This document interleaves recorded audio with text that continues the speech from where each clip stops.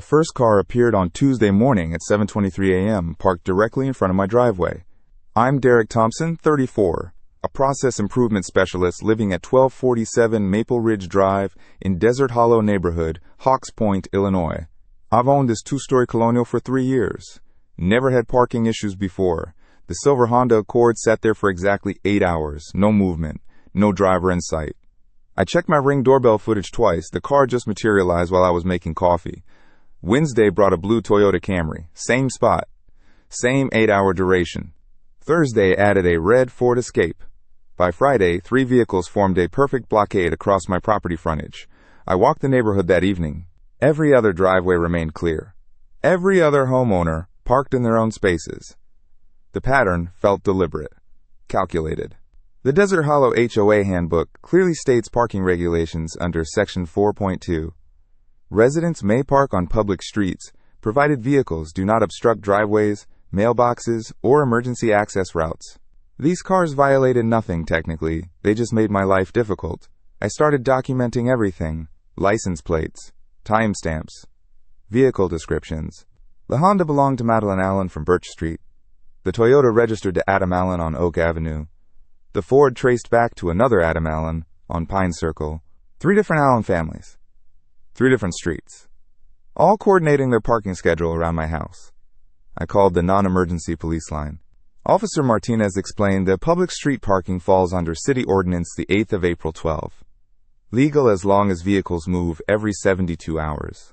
These cars rotated perfectly within that time frame. The HOA office referred me to the Community Standards Committee.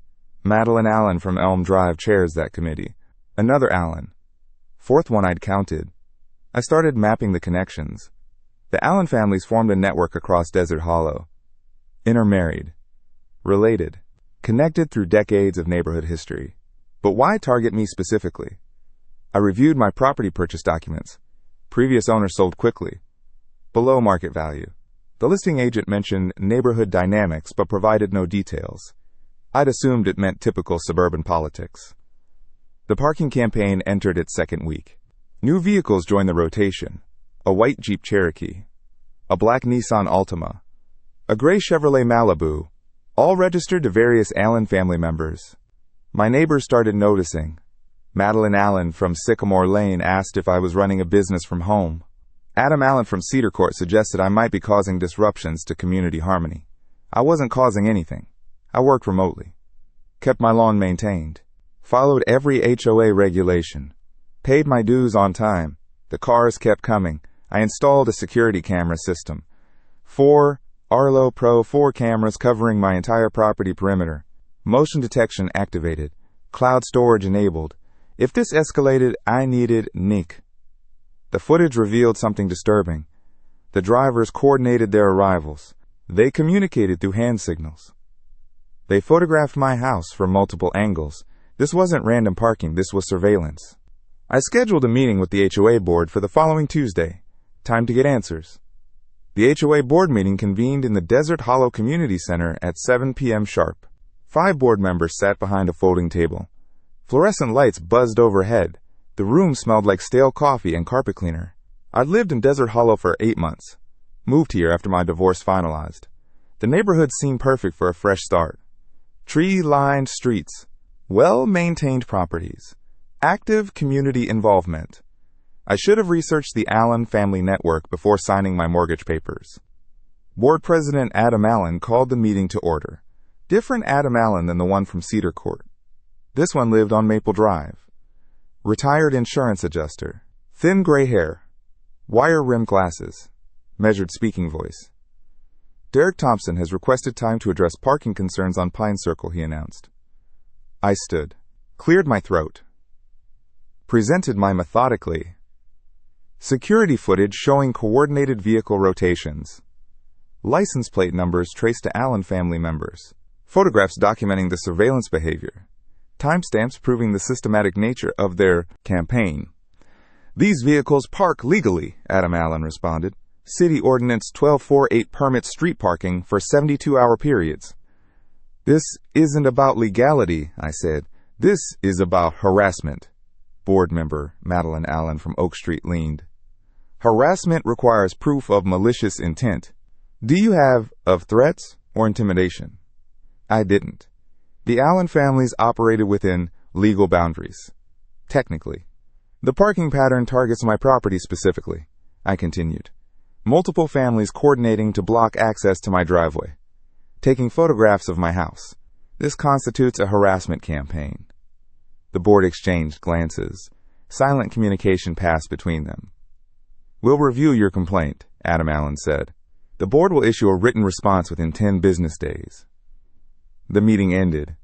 I gathered my documents, filed out with the other residents. In the parking lot, I noticed something.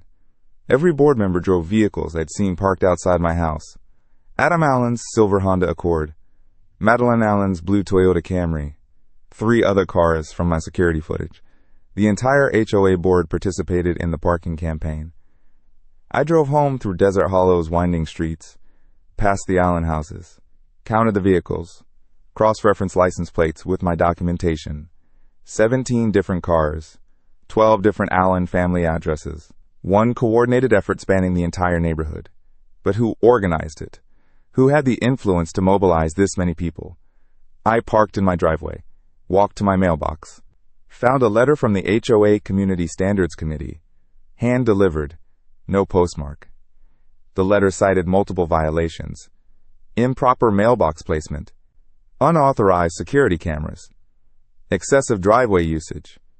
Each violation carried a $50 fine. I measured my mailbox placement. Exactly 18 inches from the curb. HOA guidelines specified 16 to 20 inches. Compliant. I checked my security camera permits. Filed properly with the Architectural Review Committee. Approved in writing. Compliant. I counted my driveway vehicles. 1 car. My Honda Civic. HOA guidelines permitted 2 vehicles per household. Compliant. Every cited violation was fabricated. I called the HOA management company. Spoke with the compliance officer. She confirmed my account showed no outstanding violations.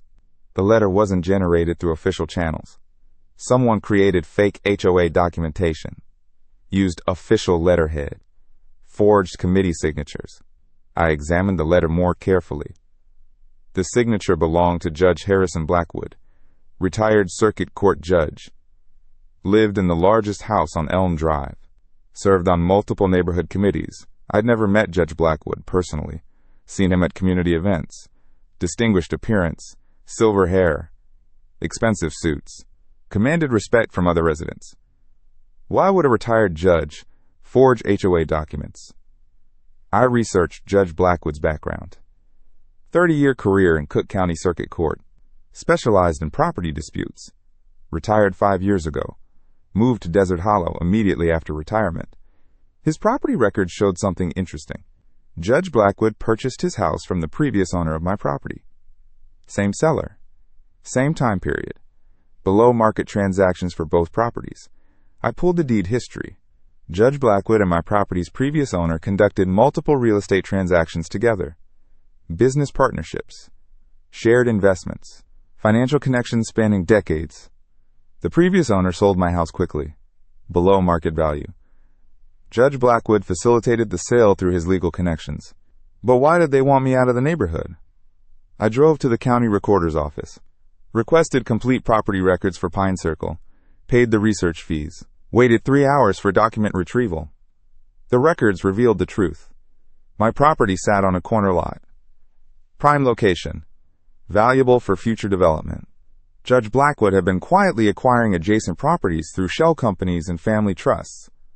He owned 4 houses on Pine Circle, purchased through different entities. Hidden ownership structure. Long-term development strategy. My house was the missing piece. The key property needed to assemble a full city block for commercial development.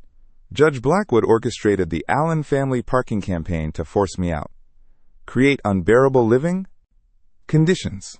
Pressure me to sell below market value. The fake HOA violations were designed to escalate the harassment, make me believe the entire neighborhood opposed my presence. I had discovered a conspiracy, led by a retired judge, involving multiple families, targeting my property for financial gain, but proving it would require more than property records and parking documentation. I needed of Judge Blackwood's direct involvement in organizing the harassment campaign.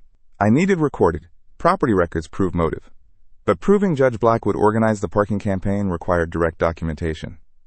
I installed a Ring doorbell camera system, positioned additional security cameras along my property line, focused on the street parking areas where the Allen families gathered daily. The cameras captured everything: license plates, faces, conversations, coordination patterns. Within 1 week, I had 40 hours of footage showing the systematic nature of their harassment. The Allen families arrived in shifts. Morning rotation from 7 to 11. Afternoon shift from noon to 6. Evening coverage until 10 p.m. Military precision timing. But the breakthrough came on Thursday morning. Judge Blackwood appeared on camera, walking between the parked cars, distributing envelopes to each Allen family member, giving instructions, pointing toward my house. I enhanced the audio using noise reduction software. His voice was clear. Remember, we need consistent pressure, no gaps in coverage. Derek Thompson must believe the entire neighborhood wants him gone. Direct. Conspiracy to harass. Organized intimidation campaign. I contacted the Hawks Point Police Department. Filed a formal harassment complaint. Provided video and property documentation. Detective Adam Allen reviewed my materials. Different Allen family. No relation to the conspirators. Professional law enforcement officer. This is organized harassment, Detective Allen confirmed. We'll investigate the conspiracy angle. Judge Blackwood's involvement changes everything. The police investigation moved quickly. Judge Blackwood's legal background made the case high priority. Potential abuse of former judicial authority. Detective Allen interviewed each participating Allen family. Confronted with video, they admitted receiving payments from Judge Blackwood. $200 per family per week. Cash payments for parking coordination. The conspiracy unraveled completely. Judge Blackwood had promised each family a share of development profits once he acquired my property. Told them I was an obstacle to neighborhood improvement. Convinced them the harassment served everyone's interests. But I needed administrative support beyond police investigation. I contacted the Hawks Point Community Development Office. Requested investigation into potential zoning violations and development fraud. Officer Skylar Harris from the Human Rights Commission handled my case. Specialized in housing discrimination and neighborhood harassment campaigns. Property-based harassment violates multiple ordinances, Officer Harris explained. We'll coordinate with police investigation. Pursue administrative penalties alongside criminal charges. The administrative investigation revealed additional violations. Judge Blackwood's shell companies violated disclosure requirements. Hidden ownership structures violated transparency ordinances. Development planning without proper permits. Officer Harris documented everything. Filed formal complaints with the City Council. Recommended suspension of Judge Blackwood's development permits. Meanwhile, I gathered neighborhood support. Other residents had experienced suspicious pressure to sell, unexplained HOA violations, anonymous complaints about property maintenance.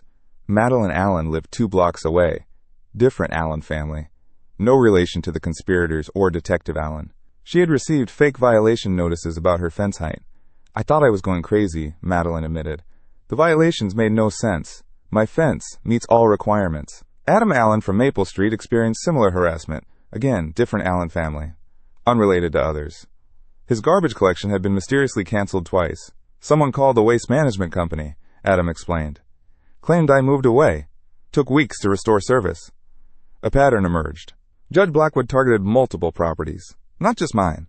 Systematic harassment of anyone who refused his below-market purchase offers. We organized a neighborhood meeting. 15 families attended. Shared experiences. Documented the harassment campaign's scope. The market cost was overwhelming. Judge Blackwood had orchestrated a multi-year conspiracy, targeting specific properties for development acquisition, using harassment to force sales. Officer Harris presented our findings to the City Council, recommended immediate action, criminal referral, administrative penalties, development permit revocation. The council voted unanimously. Judge Blackwood's permits were suspended. His shell companies faced investigation. Criminal charges were filed. But Judge Blackwood attempted one final manipulation.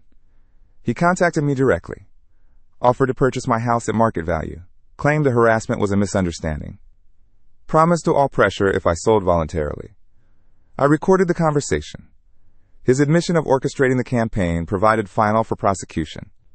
"I may have gotten carried away," Judge Blackwood said, "but you have to understand, this development benefits everyone. Your property is the key piece." Complete confession. Recorded plan. Case closed. The criminal trial proceeded quickly. Judge Blackwood pled guilty to conspiracy charges, harassment violations, development fraud, abuse of legal authority. His sentence included restitution payments to all affected families, community service requirements, permanent ban from real estate development in Hawks Point. The Allen families who participated received probation, community service, required participation in neighborhood mediation programs. My property values recovered immediately. The harassment ended completely. Pine Circle returned to normal suburban quiet. But the victory extended beyond my personal situation. Officer Harris used our case as a model for investigating similar harassment campaigns throughout the county. Other neighborhoods reported suspicious pressure tactics, coordinated harassment, development-related intimidation. Our documentation methods became standard procedure. I testified at city council meetings, shared investigation techniques with other homeowners, helped establish new ordinances protecting residents from development-related harassment. The conspiracy had been exposed. Justice was served. But the work of protecting neighborhood integrity continued. 18 months later, Pine Circle felt like a different street entirely. The coordinated parking had stopped the day Judge Blackwood was sentenced. The Allen families moved away within 6 months. New neighbors arrived who actually introduced themselves properly. My morning routine returned to normal. Coffee on the front porch. No counting cars. No photographing license plates. No checking security cameras for overnight activity. The maple tree in my front yard grew back fuller than before. Property values on Pine Circle increased 12% above county averages. The harassment campaigns brought unexpected neighborhood appreciation. Officer Harris contacted me regularly about similar cases. Development-related intimidation was more common than anyone realized. Our documentation methods helped expose 3 additional harassment campaigns in Hawks Point. I now counsel families dealing with neighborhood harassment campaigns. The techniques we developed became standard practice: security camera placement, document organization, collection protocols, legal notification procedures. The Hawks Point City Council established new ordinances specifically addressing development-related harassment. Ordinance 2024-15 requires disclosure of all property acquisition attempts. Ordinance 2024-16 prohibits coordinated pressure tactics against homeowners. Judge Blackwood served 8 months in minimum security prison. His development company dissolved completely. The shell companies faced ongoing federal investigation for tax fraud. The restitution payments covered my security system costs, legal fees, property damage repairs, stress-related expenses. The financial recovery was complete, but the personal recovery took longer. Trust in neighborhood relationships required rebuilding. I learned to distinguish between genuine community concerns and manufactured pressure, between helpful neighbors and coordinated manipulation. The Allen families who participated never apologized directly. Their community service included neighborhood cleanup projects, mediation sessions, educational programs about harassment impacts. Some relationships were permanently damaged. Others grew stronger through shared experience. My process improvement background proved invaluable for other harassment victims. System analysis, root cause identification, solution implementation. The skills transferred perfectly to neighborhood defense. The security cameras remained installed. Not from paranoia, but from practical experience. Documentation capabilities provided peace of mind. Collections stayed ready if needed again. Pine Circle hosted its first block party in 3 years last summer. Genuine community gathering. No hidden agendas. No development pressure. Just neighbors being neighborly. The investigation techniques I developed were shared with homeowner associations throughout Illinois. The documentation became a template for fighting coordinated harassment campaigns. Judge Blackwood's case established legal precedent. Development-related intimidation now carried serious criminal penalties. Property acquisition through harassment became prosecutable conspiracy. My house remained my sanctuary. The front porch coffee routine continued undisturbed. The maple tree provided perfect morning shade. The neighborhood silence felt natural again. The betrayal had been exposed. The conspiracy dismantled. The harassment ended. Justice was served completely. It was finally over, and the silence felt earned.